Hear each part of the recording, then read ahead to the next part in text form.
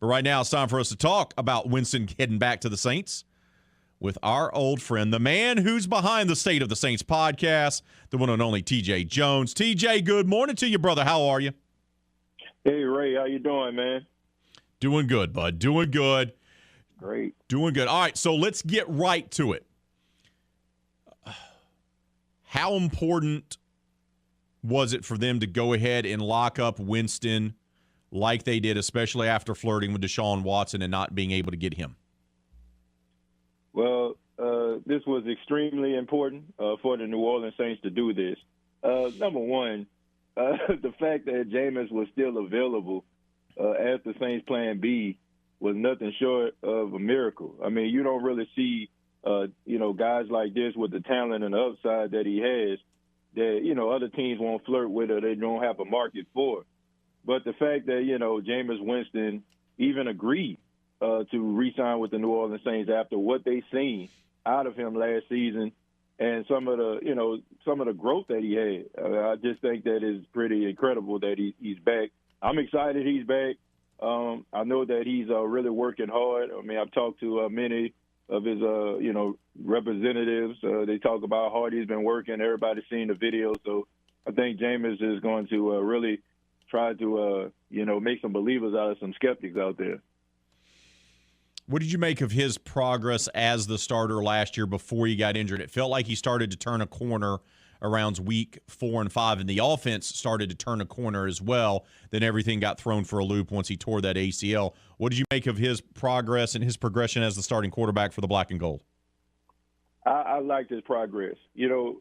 When Jameis came to New Orleans, the biggest issue was the turnovers, right? The 30 touchdowns or 30 interceptions.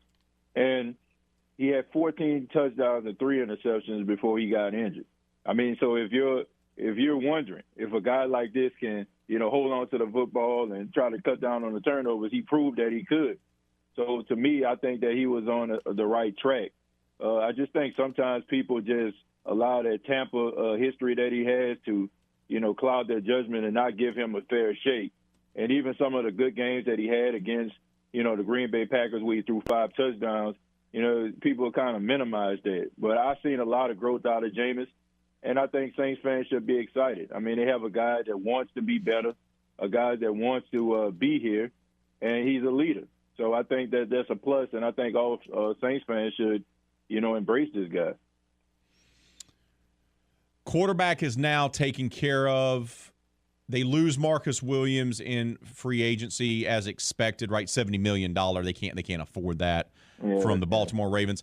What do you make of one of their early moves is bringing in another safety named Marcus? Totally different skill set, right? I mean, he's more of a thumper than he is a one-high safety. He has some playmaking ability, can do a lot of different things, versatile player. What do you make of the move to sign the Marcus from the Jets? Well, Marcus May is one of those unsung guys. He's not a guy that a lot of people know that much about unless you like in the New York area or you're a big football fan. But he's a guy that's been a leader on the team. He was a difference maker. And he comes from the Jets. I don't know if people realize this, but the Saints and the Jets in free agency, they really hit, right? I mean, they had Jonathan Velma a couple of years ago. They had the Mario Davis who came over from the Jets. So hopefully Marcus May can continue that rich Jets tradition when Saints acquire Jets players. But I like him a lot. Of course, we know that he had a DUI earlier this year. Hopefully, he won't have to miss significant time. But I do think if you're trying to just replace Marcus Williams, you're not going to replace his ball hawking ability. But Marcus May can definitely, help you in coverage. He's a really good safety. So they get Williams' replacement back there. They'll probably still keep, bring back P.J. Williams as well. Mm-hmm. So defense, I believe, is set. And now you got Jameis at quarterback, TJ. So our poll question of the day, I'll ask you, now that quarterback's set, what's the number one priority for this team? Is it offensive line depth? Because that was an issue, and it looks like Teron Armstead's headed to Miami. And wide receiver is an issue. You get Michael Thomas back, but the rest of those guys prove they can't catch a ball on a regular basis. Or is it possibly running back with Tony Jones Jr. being a bust and Alvin Kamara more than likely facing a suspension? What is it for you? Man, I think it's a wide receiver. You know, I do think that the New Orleans Saints had some guys on the offensive line. I just think that they were young and inexperienced. Like you look at a guy like Landon Young, who was a rookie out of Kentucky. He played in one game against the Carolina Panthers, and he played really well. It depends on his development. I think that he would be a solid tackle. I mean, you re-signed James Hurst, who can kind of fill that role, who did a really good job across the entire offensive line. The wide receiver position needs to be the position they address.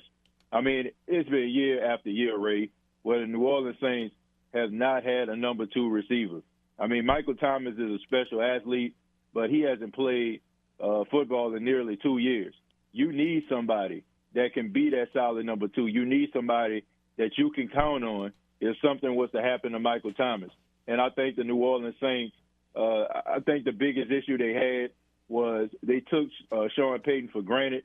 They could go out here, they could get these undrafted free agents, and Sean Payton can make it work in his system because he does a really good job at really filling a role with certain guys and also identifying what they do best. But you don't have that luxury anymore. You have some available guys out here. You have Jarvis Landry, you got Odell Beckham Jr., and also you have the draft. But the Saints have to address that number 2 wide receiver position because the offense was horrible last year when it comes to the wide receiver position. And I don't want to see it anymore, to be honest with you. I want to see better production out of those receivers. My man says, I don't want to see that anymore. I don't want to see it no more. At all. I feel you, man. I understand.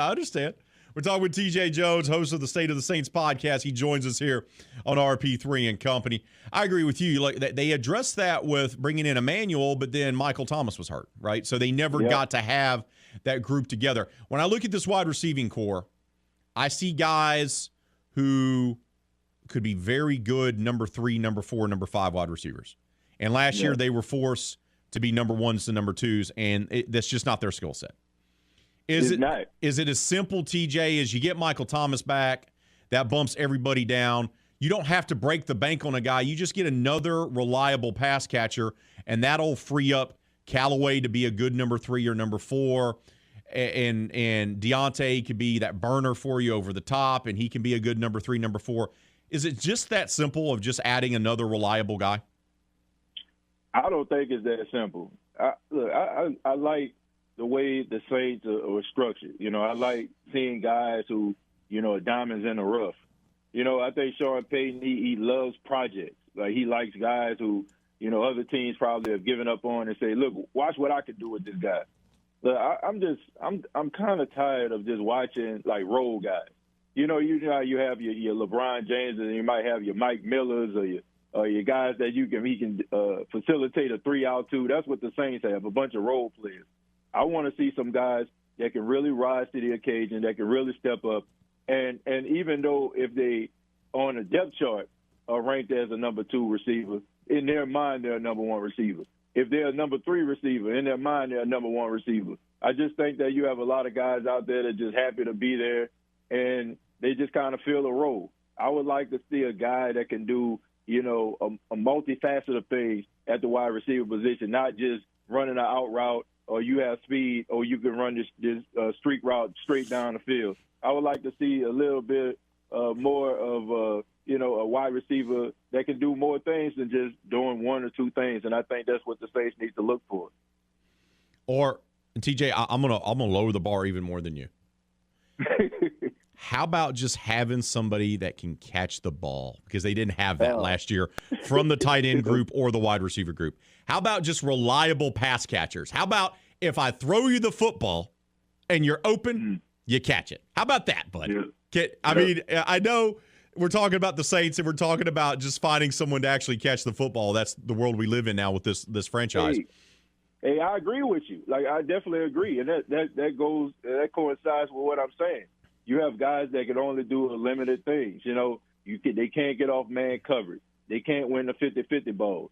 And then you have to keep your fingers crossed if the ball even hits them in their hand. So I just think that they just need to go in another direction. No more projects. Let's try to get some guys that can be a Jamar Chase, Justin Jefferson type receiver, guys that can, that can grow. I mean, you found the Brandon Cooks, you found the Michael Thomas. I mean, can you find that type of production again? I think they can. I just think they kind of took Sean Payton for granted. Say, we got Callaway, we got little Jordan Humphreys, Sean to make it work, but you don't have that luxury anymore. TJ, we'll get you out of here with this. Offensive line, look, this team was a very talented team last year. Injuries played a huge role in how they performed, and as talented as they were, depth was an issue. It was an issue at wide receiver. It was an issue at offensive line. It was an issue at quarterback. It was an issue at running back. Okay, so you're going to try to address wide receiver. What about running back, though? Because TJ Jones was not good last year. You had to go get Mark Ingram, for barely nothing, a bag of crawfish and some dipping sauce from the Texans. And he played well enough, but you still have those issues. Oh, and by the way, Kamara, as we know, will be suspended by the NFL. They haven't announced it yet, but we know how Roger Goodell rolls. So what do the Saints need to address running back through the draft or through free agency? I think through the draft. I want to see a young guy actually comes in. TJ Jones Jr., I mean, he had some really good production in preseason, and I think that's the main reason why the Saints decided to get rid of Latavius Murray, which Latavius ended up going to Baltimore and playing pretty well. But I think that TJ Jones, he really stepped up. And if you're being honest, watching him in preseason, you're like, man, the Saints got something there. But, I mean, more things change, the more they stay the same. I mean, TJ Jones Jr. Just can't stay healthy, man. I mean, you can't make the club in the tub, and you can't be productive by, not being on the field. So I do think the Saints need to address the running back position. Hopefully they can get somebody that can have the same type of skill set or something similar to that of a Mark Ingram, that can run in between the tackles. Mark wasn't the best pass catcher out the backfield when he first got to the Saints, but, he developed. So if the Saints can kind of find somebody that kind of fit that mold, I think that would be a plus. And also, if you don't have to give up something too much of something, I got one for you. How about Saquon Barkley? Saquon Barkley, the New York Giants are trying to do things differently. There were talks that say that he was on a trade block. So why not bring a guy in like Saquon Barkley? He can do some of the same things that Alvin Kamara can do. And I don't think, based on his injury history, you'll have to sacrifice a lot. I mean, we've seen Robert Woods go for a fifth-round pick to the Tennessee Titans. So, I mean, maybe you're looking at giving up like a third or fourth-round pick for a guy like Saquon, and he can come in and give you some level of production, and you don't have to worry about him, toting the load like he did in New York. I mean, it'll be less than likely he'll get hurt. So I think that'll be a good 1-2 punch if you want to do a little bit of a hot take. Ooh, my man says go after Saquon. I like the boldness. I like it. TJ, tell the people how they can follow you, bud, and where they can get the latest State of the Saints podcast. Well, you can follow me on Twitter at TJAY Jones 8, and also you can check out the State of the Saints podcast on YouTube. You just search the State of the Saints podcast, and also it's available on all streaming platforms, Spotify, iTunes, iHeartMedia. Bud, keep up the tremendous work. We'll talk to you soon, my